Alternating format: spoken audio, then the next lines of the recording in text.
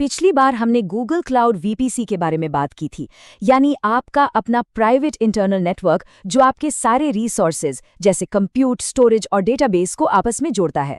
तो अब आगे बढ़ते हैं और देखते हैं कि यूजर्स से आपके एप्लीकेशन तक ट्रैफिक असल में पहुंचता कैसे है और गूगल क्लाउड ये कैसे पक्का करता है कि आपका ऐप दुनिया भर में फास्ट, भरोसेमंद और हमेशा अवेलेबल रहे। दुनिया का कोई भी बड़ा एप्लीकेशन हो, चाहे वो यूट्यूब हो या फिर हमारी पसंदीदा फूड डिलीवरी सर्विस, उसे कामयाब होने के लिए एक बहुत बड़े चैलेंज का सामना करना ही पड़ता है। तो सवाल ये है कि लाखों यूजर्स जो पूरी दुनिया में फैले हुए हैं, उन्हें बिना क्रैश हुए एक शानदार और तेज एक्सपीरियंस कैसे दिया जाए। चलिए आज इसी पहेली को सुलझाते हैं। आज हम क्या क्या जानने वाले हैं। सबसे पहले लोड बैलेंसर क्या बला है, फिर इसे ZippyByte ऐप के एक मजेदार उदाहरण से समझेंगे। हम ग्लोबल और रीजनल बैलेंसिंग के बीच का फर्क भी देखेंगे और जानेंगे कि सही ट्रैफिक लेयर कैसे चुनते हैं। साथ ही कुछ आम गलतियों से कैसे बचना है ये भी देखेंगे और आखिर में ZippyByte का अगला कदम क्या होगा इस पर भी बात करेंगे। तो चलिए शुरू करते हैं। तो सबसे पहला सवाल, ये लोड बैलेंसर आखिर है क्या?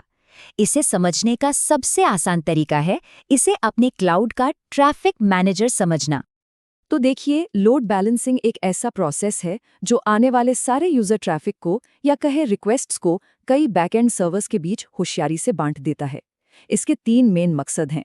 पहला, ये पक्का करना कि कोई एक सर्वर बेचारा जरूरत से ज्यादा लोड ना हो जाए। दूसरा, अगर कोई सर्वर डाउन भी हो जाए तो भी एप्लीकेशन चलता रहे। और तीसरा, यूजर्स को हमेशा सबसे पास वाले और सबसे तेज सर्वर से कनेक्ट करना। इन टेक्निकल कॉन्सेप्ट्स को और अच्छे से समझने के लिए चलिए एक रियल वर्ल्ड सिनेरियो लेते हैं। मिलते हैं ZippyByte ऐप से, जो एक ग्लोबल फूड डिलीवरी एप्लीकेशन है। तो मान लेते हैं कि ZippyByte एक बहुत ही पॉपुलर ऐप है और इसके सर्वर्स दुनिया में 3 जगह पर हैं, मुंबई में, सिंगापुर में और लंदन में।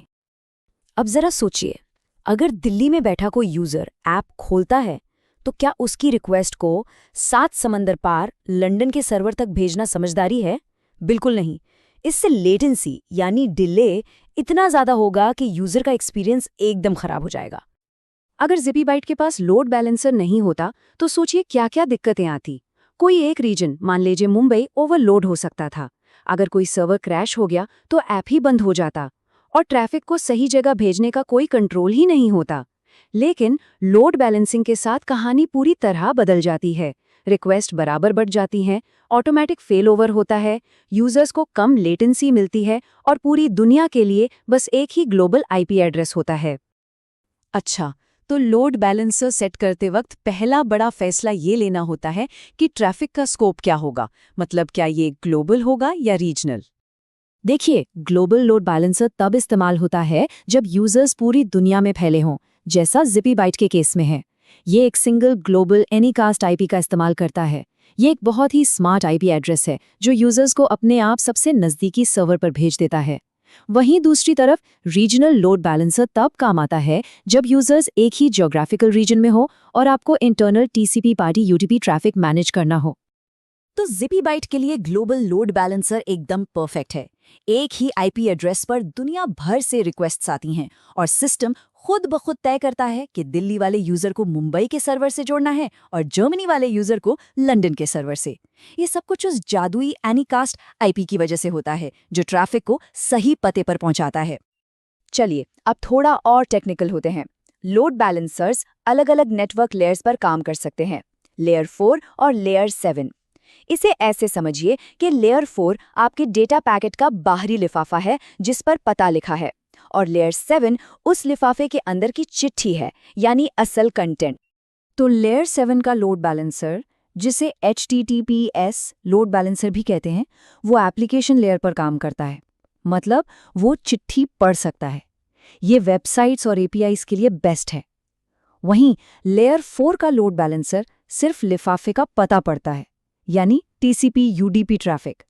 ये उन बैकएंड सिस्टम्स के लिए अच्छा है जहां बहुत कम लेटेंसी की जरूरत होती है। तो एक सीधा साधा नियम याद रखिए, अगर एक वेब ऐप चल रहा है तो बिना सोचे समझे HTTPS ग्लोबल लोड बैलेंसर ही चुनना है। यही सबसे अच्छा दोस्त साबित होगा। तो अब इन सबको एक साथ एक्शन में देखते हैं। जर्मनी में एक यूजर ने zippybyte.com खोला। उसकी रिक्वेस्ट ग्लोबल आईपी पर पहुंची। लोड बैलेंसर ने होशियारी से उसे सबसे पास वाले हेल्दी रीजन यानी लंदन भेज दिया। सिस्टम ने हेल्थ चेक से पक्का किया कि लंदन के सर्वर जिंदा हैं और ठीक काम कर रहे हैं, और बस यूजर तुरंत कनेक्ट हो गया और ऐप खुल गया। और मजे की बात, अगर लंदन के सर्वर्स में कोई गड़बड़ होती तो ट्रैफिक अपने आप सिंगापुर की तरफ मुड़ जाता, यूजर को पता भी नहीं चलता। इस छोटे से उदाहरण ने गूगल क्लाउड लोड बैलेंसिंग की सारी खूबियां दिखा दी। ये एक फुली मैनेज्ड सर्विस है, मतलब कोई सिरदर्दी नहीं। ट्रैफिक के हिसाब से ये ऑटोमेटिक स्केल हो जाती है। हेल्थ चेक्स की वजह से ये भरोसेमंद है। ग्लोबल एक्सेस के लिए बस एक आईपी चाहिए और ये सब गूगल के अल्ट्रा फास्ट प्रीमियम नेटवर्क पर चलता है। अब जब हमने ये देख लिया है कि ये कितनी अच्छी तरह काम कर सकता है, तो चलिए कुछ आम गलतियों पर भी नजर डालते हैं जिनसे बचना बहुत जरूरी है।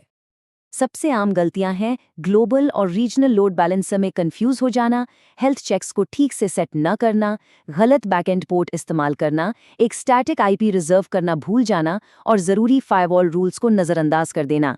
ये गलतियां छोटी लग सकती हैं, लेकिन ये पूरे सेटअप को बिगाड़ सकती हैं, इसलिए इन पर ध्यान देना बहुत ज़रूरी है। तो अब हमने ये तो पक्का कर लिया है कि zippybyte का ट्रैफिक सही सर्वर तक मजबूती से पहुंच रहा है, लेकिन ट्रैफिक को बैलेंस करने के बाद अगला कदम क्या है? सोचिए, लोड बैलेंसर ने रिक्वेस्ट को सही सर्वर तक तो पहुंचा दिया, लेकिन उस सर्वर से कंटेंट जैसे कि इमेजेस और वीडियोस को यूजर तक पहुंचाने की स्पीड को क्या और भी तेज किया जा सकता है? अगली बार हम क्लाउड सीडीएन की दुनिया में उतरेंगे और देखेंगे कि गूगल का ग्लोबल एज नेटवर्क ऐप्स को कैसे और भी तेज बनाता है। ट्रैफिक तो बैलेंस्ड है, पर क्या वो वाकई बिजली की रफ्तार से पहुंच रहा है? इसी सवाल का जवाब ढूंढेंगे हम अगली बार। मिलते हैं।